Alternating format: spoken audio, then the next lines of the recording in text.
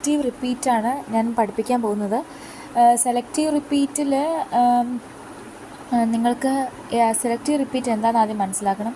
അപ്പം selective repeat എന്ന് പറയുന്നത് ആദ്യം നമ്മൾക്കാണെങ്കിൽ നമ്മൾ ഗോ ബാക്ക് NRQയിൽ പഠിച്ചത് ഏതെങ്കിലും ഒരു പാക്കറ്റ് നമുക്ക് എററായിട്ട് വന്നു കഴിഞ്ഞാൽ ആ വിൻഡോയിലുള്ള എല്ലാ പാക്കറ്റ്സിനെയും പിന്നെയും റീട്രാൻസ്മിറ്റ് ചെയ്യണം എന്നാണ് പറഞ്ഞിരുന്നത്.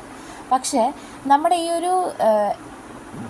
ഈ സെലക്റ്റീവ് റിപ്പീറ്റിൻ്റെ അകത്ത് ഏത് പാക്കറ്റാണോ കറപ്റ്റായത് ആ പാക്കറ്റിനെ മാത്രം തിരിച്ചയച്ചാൽ മതി. ഓക്കെ, അപ്പം ആദ്യം നമുക്കിവിടെ നമ്മുടെ ഹെഡർ ഫയൽസ് നോക്കാം. ഇതിന് വേണ്ടിയിട്ടുള്ളത് stdio.h,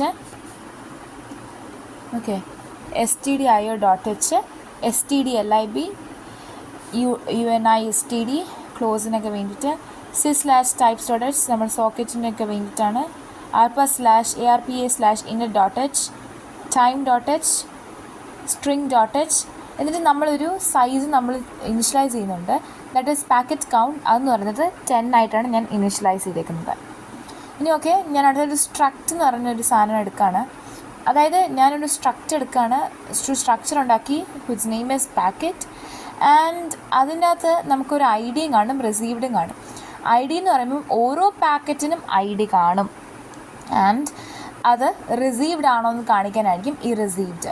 ആൻഡ് ഇതെന്ന് പറയുന്നത് പാക്കറ്റ് എന്നാണ് ഈ സ്ട്രക്ചറിൻ്റെ പേര്. ഇനി നമ്മൾ ആ പാക്കറ്റ് വെച്ചിട്ട് ഞാനാണെങ്കിൽ ഒരു അറേ ക്രിയേറ്റ് ചെയ്തു, ദാറ്റ് ഈസ് പാക്കറ്റ്സ്. എന്നിട്ട് അതിൻ്റെ അകത്തുള്ള സൈസ് എന്ന് പറയുന്നത് നമ്മുടെ ഈ പാക്കറ്റ് കൗണ്ടാണ്. Okay, packet count, packet count. അങ്ങനെ ഞാനൊരു അറേ ക്രിയേറ്റ് ചെയ്തു.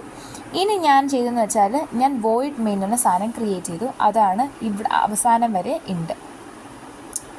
Okay, void main. എന്നിട്ട് ഞാൻ എന്ത് ചെയ്തെന്ന് വെച്ചാൽ എല്ലാ പാക്കറ്റ്സിനകത്തുള്ള എല്ലാത്തിലും ഓരോ പാക്കറ്റിൻ്റെ ID ഞാൻ 1 2 3 അങ്ങനെ കൊടുത്തു, <10 വരെ.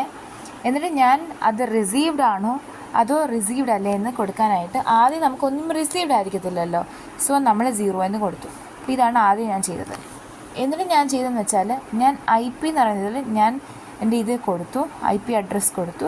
എന്നിട്ട് പോർട്ടിൻ്റെ അത് എൻ്റെ പോർട്ട് കൊടുത്തു. എന്നിട്ട് ഞാനൊരു റാൻഡം ടൈം സെറ്റ് ചെയ്തു, ദാറ്റ് ഈസ് 0 ആയിട്ട് ഞാൻ റാൻഡം ടൈം സെറ്റ് ചെയ്തു.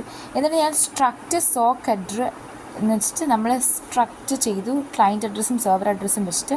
എന്നിട്ട് ഒരു സോക്ക് ലെങ്ത്തിൽ നിന്ന് അഡ്രസ് സൈസും കൂടെ നമ്മൾ ഇനിഷ്യലൈസ് ചെയ്തു. ഇത് ചെയ്തേക്കുന്നത് ബൈൻഡിന് വേണ്ടിയിട്ടാണ്. ഇത് ചെയ്തേക്കുന്നത് റിസീവ് ചെയ്ത മെസ്സേജസ് സ്റ്റോർ ചെയ്യാൻ വേണ്ടിയിട്ടാണ് ബഫർ. സോ ഇത്ര ഓർക്കാം. ആദ്യം നമ്മൾ IP, port address, random time, client server address, പിന്നെ ബഫർ ചെയ്തു, ചെയ്തു, അവസാനം സോക്ക് ലെങ്തി ഇതിന് വേണ്ടിയിട്ട് അഡ്രസ് സൈസ്. ഇത് ഞാനാണെങ്കിൽ ഞാൻ സോക്കറ്റ് ക്രിയേറ്റ് ചെയ്യാണ്. സോ അതിനുവേണ്ടി AF_init sock datagram 0, എന്നിട്ട് അത് 0 ആണെങ്കിൽ സോക്കറ്റ് ഫെയിൽഡ് ആണ്. ഇനി ഞാൻ സെർവർ അഡ്രസ്സ് ഞാൻ ക്ലിയർ ചെയ്യാൻ വേണ്ടിയിട്ടാണ് memset യൂസ് ചെയ്യുന്നത്. അപ്പം 0 സൈസ് ഓഫ് സെർവർ അഡ്രസ്സ്. അപ്പം ഞാൻ ഇവിടെ എന്ത് ചെയ്തു, സോക്കറ്റ് ആദ്യം ക്രിയേറ്റ് ചെയ്തു. അപ്പോൾ ഇവിടെ നോക്കുക, നമ്മൾ ആദ്യം ഇതെല്ലാം ചെയ്തു, സോക്കറ്റ് ക്രിയേറ്റ് ചെയ്തു. സോക്കറ്റ് ഫെയിലായെങ്കിൽ നമ്മൾ ഈ മെസ്സേജസ് തിരിഞ്ഞിങ്ങനെ കൊടുക്കും. എന്നിട്ട് നമ്മൾ memset എന്ന് വെച്ചിട്ട് ഞാൻ എന്ത് ചെയ്യും, സെർവർ അഡ്രസ്സ് ഞാൻ ക്ലിയർ ചെയ്ത് കൊടുത്തു. എന്നിട്ട് സെർവർ അഡ്രസ് .sin family എന്ന് വെച്ചിട്ട് IP വേർഷൻ 4 ഇത് നെറ്റ്വർക്ക് ബൈറ്റ്സിലേക്ക് മാറ്റാനായിട്ട്, ഇതും നമുക്ക് IP അഡ്രസ്സ് കിട്ടാനായിട്ട് ചെയ്യും. എന്നിട്ട് നമ്മൾ എന്നിലേക്ക് ഞാൻ ബൈൻഡ് ചെയ്യാണ് നമ്മുടെ server address and size of server address soak FD അങ്ങനെ ചോദിച്ച് ഞാൻ ബൈൻഡിങ് എന്തെങ്കിലും എറർ ഉണ്ടെങ്കിൽ അത് കൊടുക്കും. ഇനി അടുത്തെന്ന് വെച്ചാൽ എൻ്റെ ബഫർ ഞാൻ ആദ്യം 0 ആക്കും, ക്ലിയർ ചെയ്യും. എന്നിട്ട് ഞാൻ അഡ്രസ് സൈസ് എന്ന് പറഞ്ഞിട്ട് ക്ലയൻറ്റ് അഡ്രസ്സ് കൊടുക്കും. ഓക്കെ, ക്ലയൻറ്റ് അഡ്രസ്സ് കൊടുക്കും. എന്നിട്ട് റിസീവ് ഫ്രം സോക്ക് FD, അതായത് ഞാനിവിടെ ബഫർ ഞാൻ ക്ലിയർ ചെയ്യും. എന്നിട്ട് അഡ്രസ് സൈസ് ഞാൻ ക്ലയൻറ്റ് അഡ്രസ്സ് കൊടുക്കും.